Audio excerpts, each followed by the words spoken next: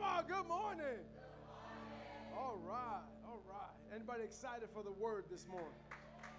I am excited. I got an email about a week ago. A friend of mine said, I'm going to be in town, and I just want to get together with you. And I said, I'd love to. Let's get together, but I also would love for you to come and meet the church family. Let me tell you a little bit about my friend. I met him about 15 years ago. Can't believe it's been that long. But I was a youth outreach worker, doing youth ministry, working with World Vision, and World Vision partnered with this ministry and brought them on. And so I got to sit in these classes for 3 years, 3-year intensives that we traveled all over. We went to the worst hoods. I was in Compton, California. We went to the worst hoods in the United States and with the other youth ministries. And then the challenge, the bigger challenge, I felt safer in Compton than I felt in this man's class. Because God used this man to, I can honestly say from the pulpit here, that he shaped my theology. God really used them to challenge me with questions, to challenge the way I believe. This church would be a totally different place, and many of you probably would not be here if it wasn't for my times in this man's class and the challenge that he put before me. I'll be honest with you, when I first met him in the first class, I said, this guy's not even Christian. I was so scandalized. I had such a strict, legalistic. He's probably in a little bit of a culture shock just meeting you guys today. But I was such a different person, just such a different man back then. And I just thank God that God used them to shape and to get me to realize things on my own. And so if you're real careful this morning, and if you pay attention, I believe God will be able to shape your theology and to drop something good into your heart and your spirit. Amen? Can we give him a TSF 7-foot love welcome to Kris Rocke? Yeah, Kris Rocke.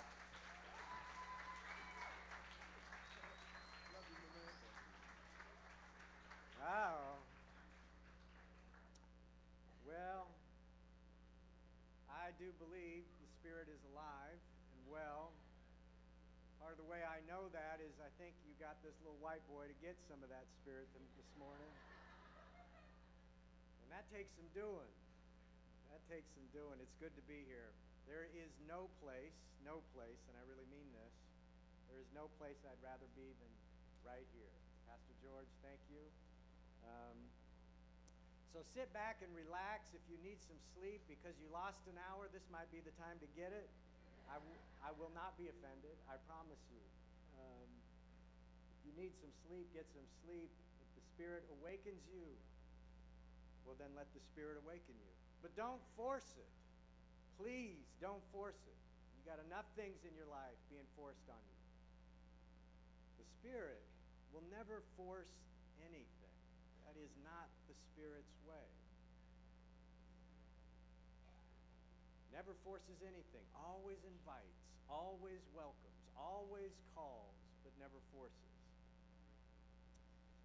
So yeah, Kris Rocke. All right. I think I had it before he did, not by much. I'm a little older than he is, I think. Pray for him, because I got to live with whatever he does. It's true, isn't it? I think he's funny. I showed up at a church in South Seattle years ago, and they put my name on the marquee outside. And it said Kris Rocke, and it was in an African-American neighborhood. Now, I am used to disappointing people, but that took it to another level.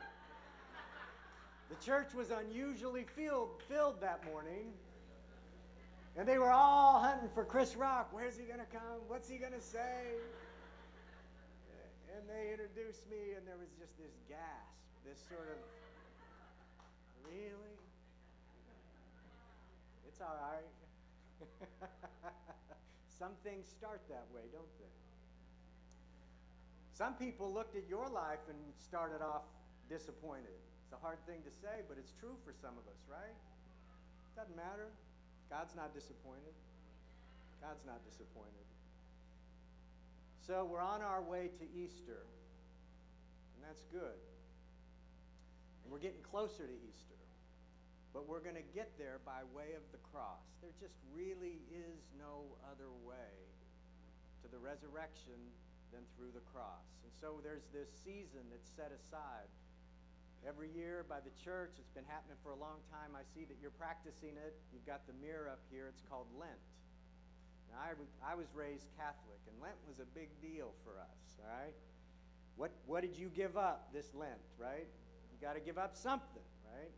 And if you don't know what that's all about, then it just feels like another religious thing you got to do to get in front of. It's like Jesus or God is some ATM machine, and you got to punch the right codes to get his approval or get something from him. That's not what this is about.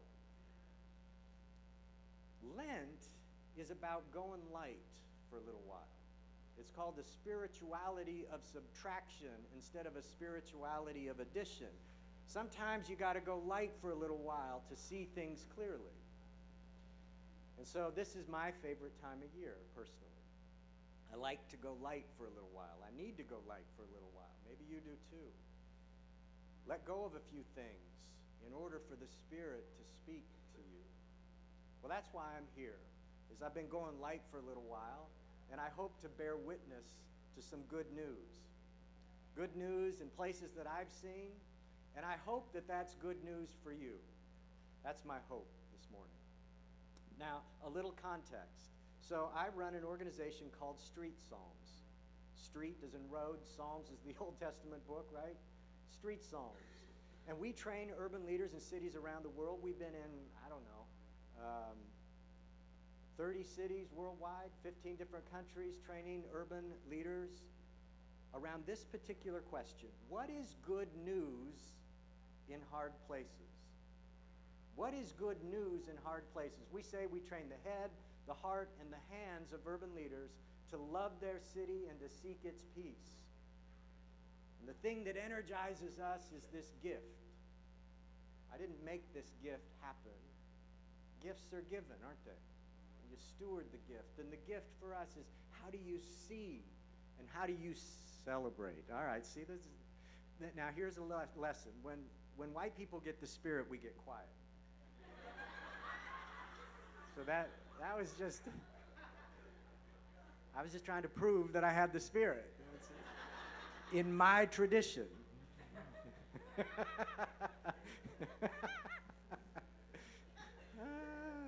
how we are. I don't know, that's how God made us. You notice that about us? It's so different preaching in a white church versus any other church. Is in a white church, when you're really going, it is dead quiet. That's how you know you're really on it. Pray for us. Pray for us. Yeah. What was I saying? Something. Seeing and celebrating good news in hard places, right? We've been in all kinds of different cities around the world. And it's an incredible privilege for me to be able to do that. And I'm here to share a few stories about what that's like, and maybe it's good news for you. But here's the deal. So seeing and celebrating good news in hard places means that you've got to have the eyes and the ears to see and hear the good news as it's happening. And it used to be that I thought it was my job to bring the gospel to all the places that I was in. And maybe there's some truth to that. But that's not the deepest truth. It isn't. We don't bring the gospel anywhere. We really don't. I hate to break the news to you. It actually is good news if you hear it. It's not on you. It's not on me to bring the gospel to all those places, as if there is no gospel at work, as if the Spirit was not at work in all of the places that you show up. We don't bring the gospel anywhere. We bear witness to the gospel everywhere. Isn't that right? Everywhere. And I didn't. I see. Now you got white. You got a little quiet, didn't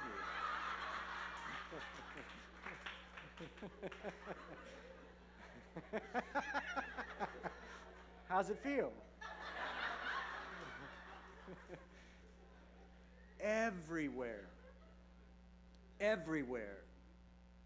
I really mean that. Everywhere. Everywhere. You show up and the gospel is already at work. That's the nature of the Spirit.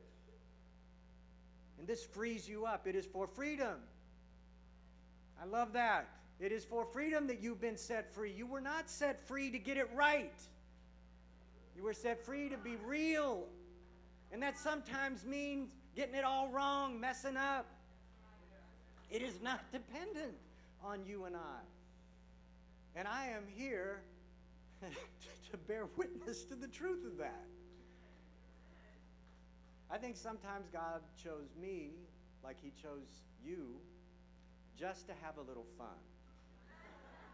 And just to prove that it's not dependent on you getting it right. It's the invitation to keep it real and to let God do what God does.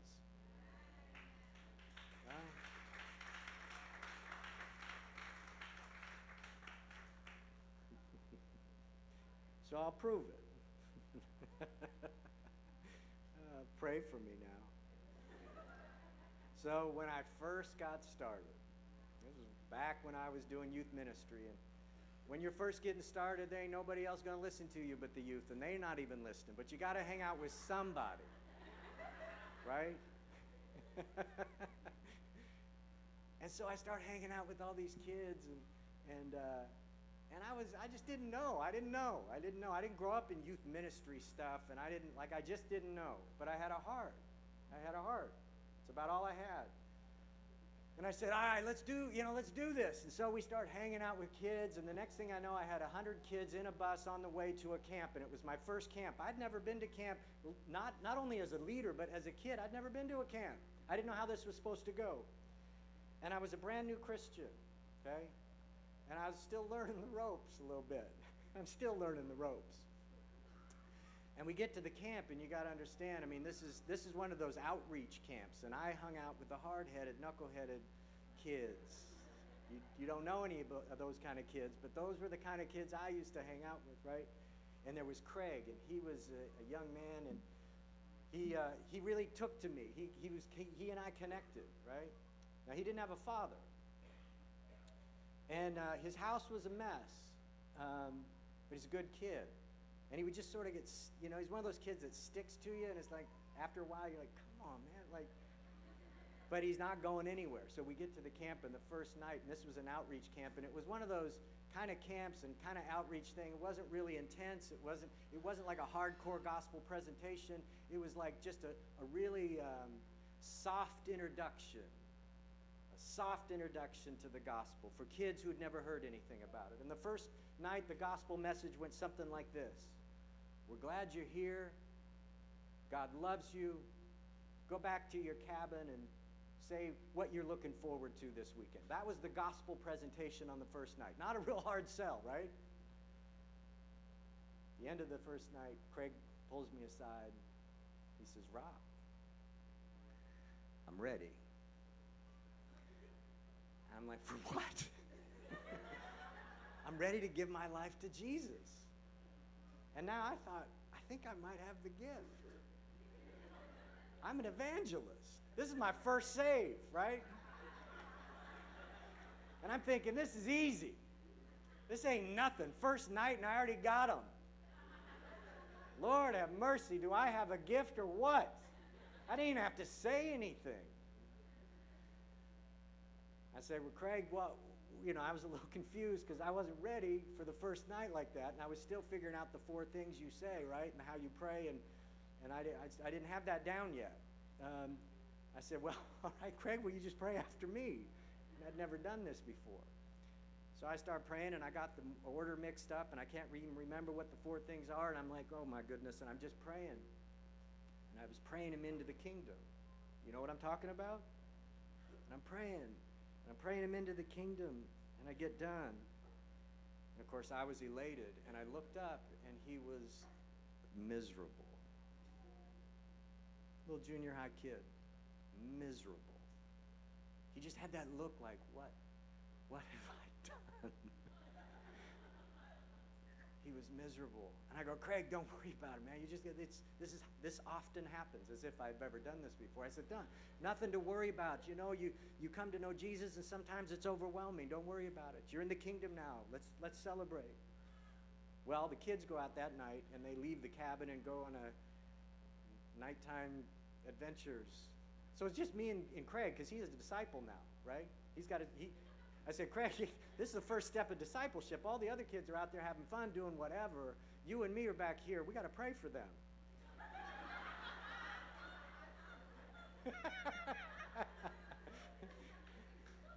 And he goes, what? I'm praying for, yeah, Craig, you're a disciple. You're a follower of Jesus now. He was miserable.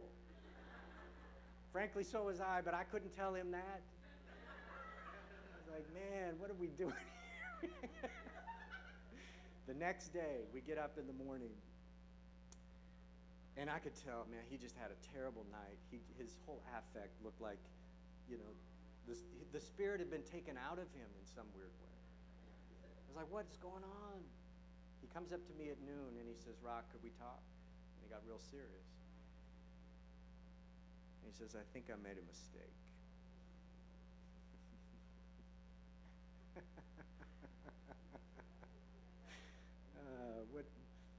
I'm an evangelist. What do you do? And in faith, I heard the Spirit speak. Maybe I had a little Pentecostal moment. And I heard the Spirit say, Kris, think like a junior high kid. And I thought, that is not going to be a problem at all. I'm an immature guy. I could do this. I could do this. Now, bear with me here. I said, Craig, I got it. You know how I prayed you into the kingdom?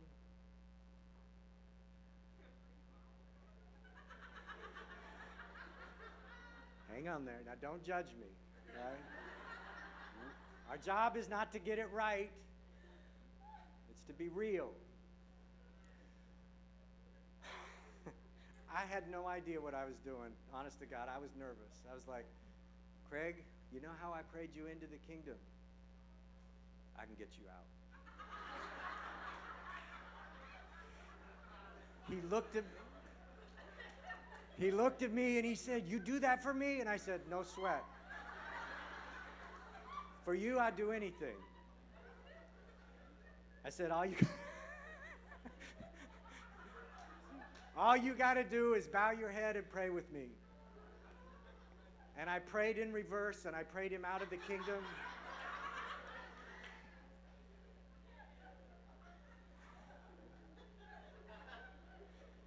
And his face was beaming when he got done. Now, I thought I was going to hell, but his face was beaming. He was so excited. He gives me a big hug, and he said, thanks, Rocke. This is the best weekend of my life. And he went off and had a great time.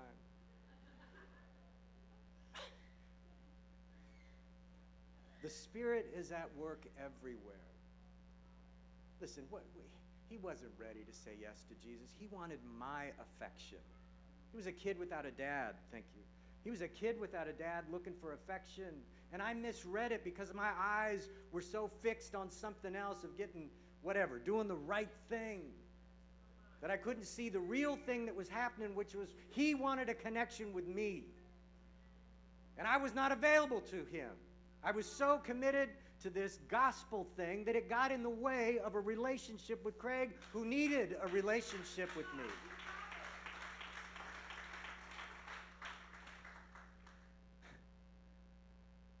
I didn't know what in the world I was doing. Don't think that I knew what I was doing. I was uncertain. All I had was an intuition that said, the good news is deeper than that prayer. The good news is for me to love this kid where he's at and trust the Spirit to do whatever the Spirit does.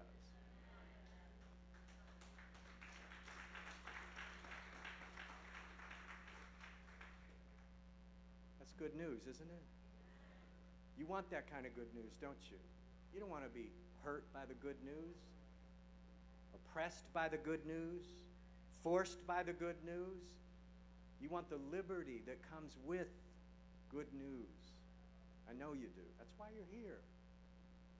That's why you're here. We went down to Guatemala, which is where we have a lot of work. And we started a gang chaplaincy program. And I'm not a tough guy. You got to know this. I am scared. I am scared. I don't know why. I'm scared. I'm scared. I'm always scared. And we start this gang chaplaincy program because it looks like that's what the Spirit's up to. And I'm like, all right, let's do this. And so these gang chaplains started hanging out in prisons. And these prisons are separated by gangs. Because down there, you can't share gangs can't share a prison for obvious reasons. And so they segregate them by prisons. And so we go into the 18th Street Gang, which is named after a street where? In LA. By the way, the largest gangs in Central America did not originate in Central America. They originated on the streets of North America, and we exported them in the 70s and 80s. They were coming up fleeing oppression and civil war in Central America, just trying to get out of violence. And on their way north to get out of violence, they ran into violence. That's when the Bloods and the Crips started to show up on the streets of LA. And so they formed a gang, right, of their own to protect themselves. And then the FBI came in the 80s and said, we've got to take out the senior leaders. And they took them down and they exported them back down to Central America. The two largest gangs in Central America originated here, not there. Here. We need to know that. So we go down. We're hanging out, and the gang chaplain said, we built relationships. We love these guys. We love these guys. God's at work here. The Spirit's at work here. Come and see, Kris. I'm like, are you sure? So don't worry about it. So we go into the 18th Street prison.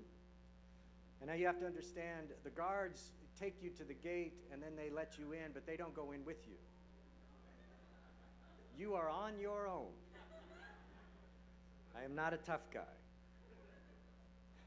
I am not Donald Trump. Sorry. I am not a tough guy. I'm a scared little white boy. And I'm like, are you sure the Spirit is at work in there? And the gang chaplain, he said, trust me. I said, all right. So the prison guards take you in, they get you to the gate, they let you in. You were on your own. Now, we were the first group in 3 weeks after another group had gone in. He was a teacher. I'm a teacher. I'm mostly a teacher, not a preacher. A teacher had gone in 2.5, 3 weeks earlier. He had sort of gotten sideways, shall we say, with some of the gang members. And he quite literally never walked out without a heart. They opened his body up, and this is crazy stuff. I said, are you sure the Spirit is at work in there? Trust me. The hardest thing for a white male to do is trust. That's why we like to have control.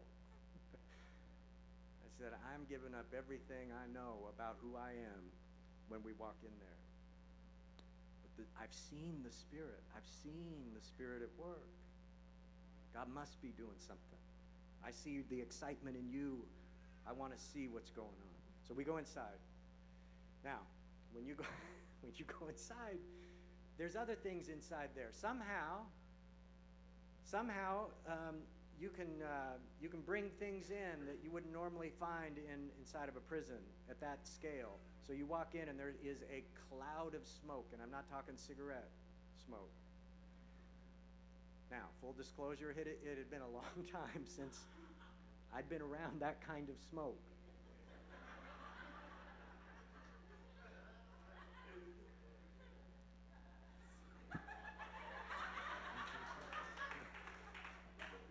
But the truth is, you do have to breathe at some point. Because we were going to be in there a long time, and there was no way. There was no way around it. When in Rome. So and now I'm hyperventilating because I'm a scared white boy, right, who's out of control. I did relax. It's true.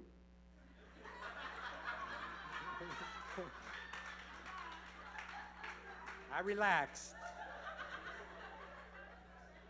Just like you would have relaxed. I needed to relax. Sorry, Pastor, I don't know what to say. These are just my stories, right? Yeah. So I relaxed. The first guy I met is Muerto. Now, I took a little Spanish in high school, but I cheated all the way through. But I knew enough to, wait, Muerto. Is that who I think it is? He says, yeah, let me give you a tattoo. He was the tattoo artist he was baked out of his head. I said, Muerto, I am so honored, but I think I'll wait. So we go in. We had a great time. We just talked, and then Joel, my colleague, who lives and works down there, said, hey, Kris, why don't you just say something? I go, Joel, I don't know what to say. He said, just say something. Now all of them have done horrible and horrific things. All of them. They're little kids, like little young, tatted up, their face, but they look mean, right? So they all gathered around, and I said, not knowing I didn't know what I was thinking. I said, those are some amazing tattoos you got. Just trying to, I said, I don't got any tattoos. I like your tattoos.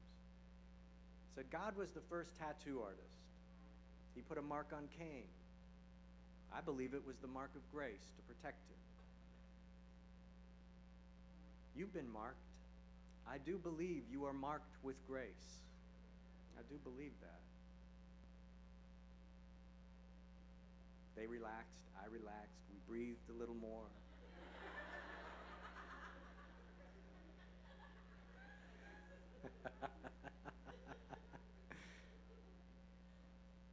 And then I said, one of the names of God in the Old Testament is this name Yahweh. I said, the name itself mimics the way we breathe. Literally. They wanted a name that mirrored the way we breathe, because you can't own the name of God. You can't control the name of God.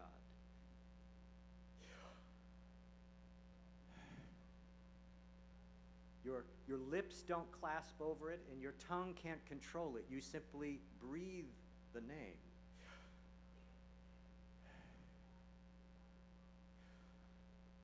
You're saying God's name right now. I hope. Isn't that beautiful?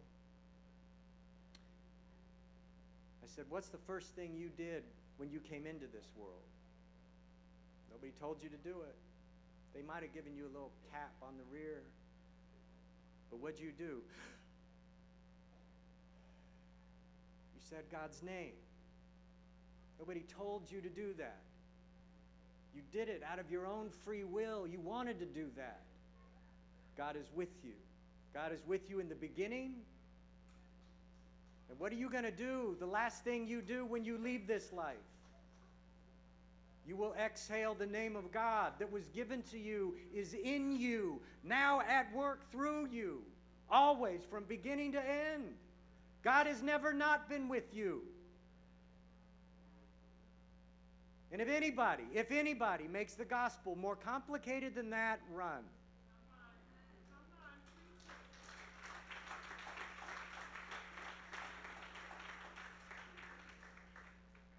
God is with you from beginning, in the middle, in the end, all the way through. In the good times, in the bad times, when you can barely breathe, literally, God is with you. There's no Pentecostal way to breathe. There's no Catholic way to breathe. There's no Baptist way to breathe. There's no male way to breathe. There's no female way to breathe. You just breathe. That's all you got to do. That's how simple this is. Why have we made it so much more complex? God is with you right now.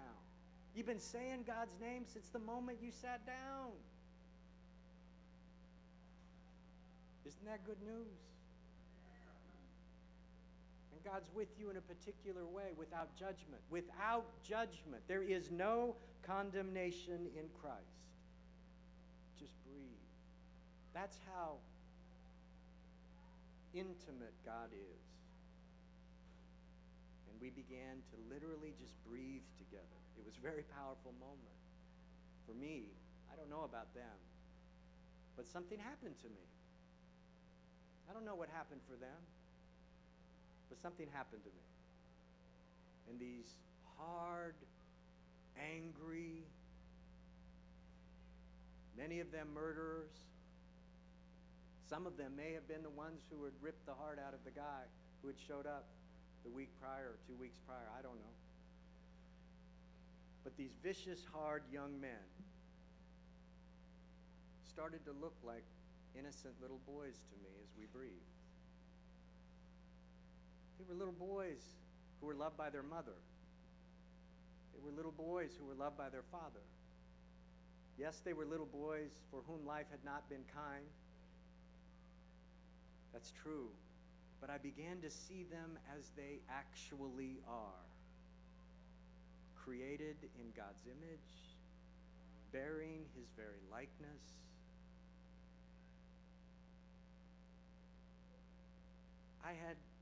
I've got 2 boys. The distance between my boys and where they're at and where these guys is at is the accident of where I was born, the accident of the skin color I was given, the accident of the family that I was placed in. I'm not saying God is making accidents. I'm saying I had no control over these things any more than you have control over these things. And they became my boys. And until you see the people across from you or the people you serve as your family, as your kin, you will forever treat them as something less than what they are. They bear the very image of God. And I was changed. I don't know about them, but I was changed. Transformed by the very gospel that I preach. It's an amazing thing. It's an amazing thing. A few years ago, my parents called up. We met, and it had become clear that they needed some help. And so I turned to my mom and dad and my wife. And we all sat down, and I said, Dad, if you need some help, we're here. And you know how when you offer something, but you don't intend for people to actually, you want the benefit of offering without any of the hassle of them accepting your offer? It was one of those offers. I was like, Dad, I'm here for you. You know you can count on me. And he says, well, I need you. So we built an addition off the side of our house. Now, this may seem normal to anybody who's not white, but I'm telling you, we don't do that, right? Like, we're not so good with our parents. That's something we're not so good at, right? We don't know what to do with this stuff. We built an addition off the side of our house. We moved in, and it only lasted 2 months for Dad because he came home on a Thursday, and the doctor said, it doesn't look good. And he was gone within a week. Yeah. And Mom was in bad shape. She has dementia. So 2 days before he died, or I guess it was the day before he died, you have to understand, I'm the youngest in my family system. So this is like, I'm playing out of order here. Like, I'm not the one that's supposed to be doing this, right? I just happen to be in the right place at the right time. That's all. But this wasn't my role in my head. This belonged to somebody else, maybe one of the older siblings. You know what I'm saying? But something was going on here. The Spirit was moving, breathing among us. And I'd been enough places where I'd trusted that, and I said, I think this is ours. This is mine to say yes to. So the day before he died, I went out for a run just to kind of clear my head. And it hit me like a ton of bricks. Maybe I am a Pentecostal. Who knows? Maybe I keep having these stories. And it hit me like a ton of bricks. I came back. Dad was in rough shape. He's laying there. He could barely speak. I said, Dad, you know how you've always asked what you could do for me? Dad was always asking, what could I do for you? I want to do something for you. He was a good man. And I do training and I travel and all that stuff, and I'm like, gosh, if we built houses, if we did something practical, if I did anything practical, he could help. I don't do anything practical, and it drives me nuts sometimes. All I do is talk or write, or all I got is words and relationship. And I'm like, Dad, gosh, you've done everything, huh? You've raised me, you've loved me, huh? And he's like, no, but I want to do something. He's from that generation. That's how they love you, is they want to do something for you, right? I said, Dad, you know how you've always asked if you could do something for me? I think I know what it is. I finally know what it is. He just sat there and he listened. He couldn't hardly speak, so he didn't have to say anything. I said, but before you do this for me, I'd like to do something for you. And I said, it won't take anything. Just sit there, just relax. And I took my finger and I traced the sign of the cross on my father's head. And I said, you are my son whom I love. And with you I am well pleased. Mark 1:11. You are my son whom I love, and with you I am well pleased. Dad was one of 10 kids. His dad was a good man, but he wasn't there for him. He didn't know how to show any love. He's just trying to get by himself. He wasn't capable of giving and receiving love. And so my father always wondered, was he good enough? Did he have what it takes? Did his earthly father love him? Did his heavenly father really love him? He was always trying to do something to earn the love. You know what I mean? And I traced it on his forehead and I said those words. You are my son whom I love. With you I am well pleased. Now, if you ever go study the Latin of that, which I hope you don't, I'll just save you the trouble. You can trust me on this. The Latin of that verse is something like this. You are my son whom I love, and with you I am well pleased. That phrase, well pleased, is complatio. Do we have complatio? Have I said that right? It means literally to dwell with like. When Jesus, at his baptism, heard these words, you are my son whom I love, and it would go like this at a street level. The Father's voice says, you're my son and my daughter whom I love, and I really like you. Now, some of us know God's love. For some of us, that's an abstract theological term. But when you have known yourself as one liked by God, your life will be transformed. It's not enough simply to be loved. I'll love them, but I ain't got to like them. You heard those people? I'll love them, but I ain't got... No, love, when it's fully grown up, when it's fully mature, blossoms into like. Like is the highest level. It's the highest level of love. I'll love you until I like you. That's what happens. I like you. These were the words. These were the words that I shared, the first words my kids heard when they were born into this world. I wanted the first words that they heard to be the same words I imagined God said to them before He gave them to us. The doctor handed me Grant Nathaniel Rocke, and I held him and I said, Grant Nathaniel Rocke, you are my son whom I love, and I really like you. And I handed him to Lana, my wife. 2 years later, Mitchell Thomas Rocke came into the world. The doctor handed Mitchell to me, and I said the same words, Mitchell Thomas Rocke, you're my son whom I love, and I really like you. Until you've known yourself liked, you don't know the love of God. And for some of us, we don't know that we're liked. We kind of have an idea that we're loved because that's what God does. He's love. But it hasn't penetrated to the place where we know ourselves liked. Come on. And our lives mirror that. You know what I mean? We act as though we're not liked. We treat ourselves as though we're not liked. We treat others as ones who have not been liked. No. The gospel moves in you. The Spirit moves.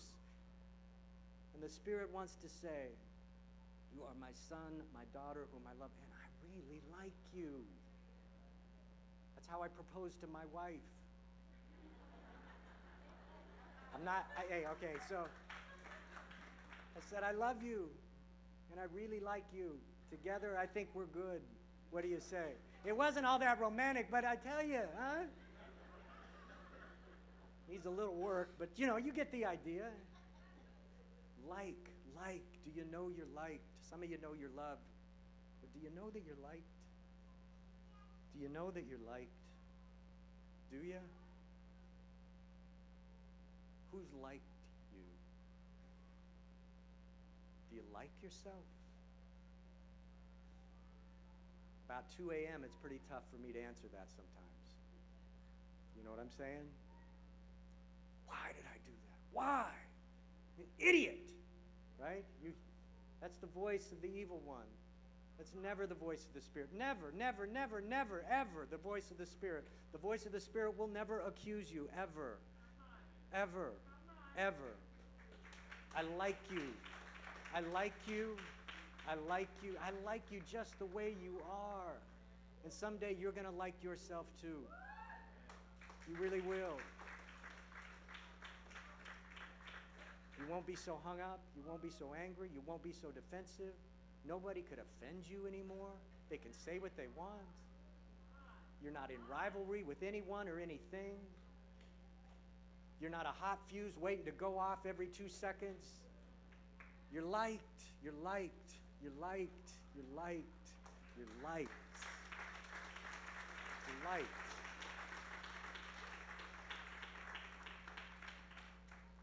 And so I said, Dad, would you bless me?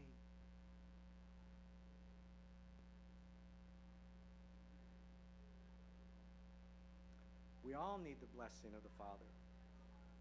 I don't know why I was lucky enough to get it from my earthly father. Some of us don't get that. But I needed it, and I was there, and I asked him for it. I said, you don't have to say a word. Just put your hand on my head and bless me. And I tell you, I'm different. I'm different. I'm different because of that blessing. He didn't even say a word. I pray that prayer, Mark 1:11, every day. You are my son whom I love, and I really like you. The next day, Dad was in bad shape, and it was time. And for whatever reason, I don't know, it was just me, and the kids were outside playing basketball. It was a beautiful day. And he was slowly but surely drifting. And the peace that passes all understanding, I mean, it was thick. It was everywhere. And it was so amazing that I went out to the kids who were 15 and 13. Well, they were, I don't know, a little 2 years younger than that, 13 and 11 at the time. And I said, guys, you got to come in here. And me and my boys sat with my father in the inn. And I said, just shh, listen. Can you feel it? And they're like, Dad, this is amazing. The peace in here is thick. And then they got bored. So I said, listen, go back out and play basketball. And it was just me and my dad. Just me and my dad right there at the end. Sitting there. And we just breathed.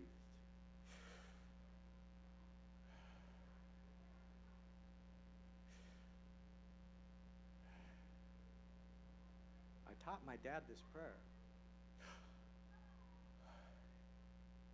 And he slowly, I watched his pulse right here. Just slowly, until the last breath.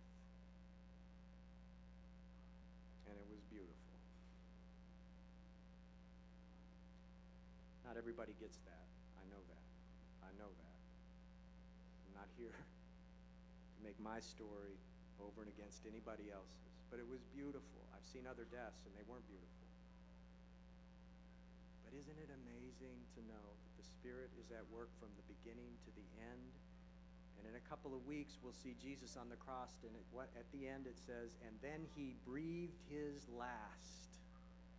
He exhaled the name of God, and for 3 days, the name of God did what? It hovered in the darkness and chaos.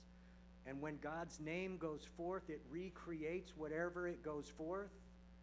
And for 3 days, the name of God was recreating all of creation, so that by the time that he was raised, right? It's almost like a second Genesis. It's a new creation, all because of God's name. All because Jesus released God's name into the chaos and the darkness. And it called forth life, and he's resurrected, and he comes to us in the upper room. And what does he do? He breathes on us. He breathes on us. He gives back the very name that created us. And he says what? Whoever you forgive is forgiven. God's name is at work in you right now. The power of God is at work in you. And the power of God is this: to know that you're liked and to forgive those who have hurt you. That is the power at work in you. And that's the gospel of Jesus Christ. Is that good news?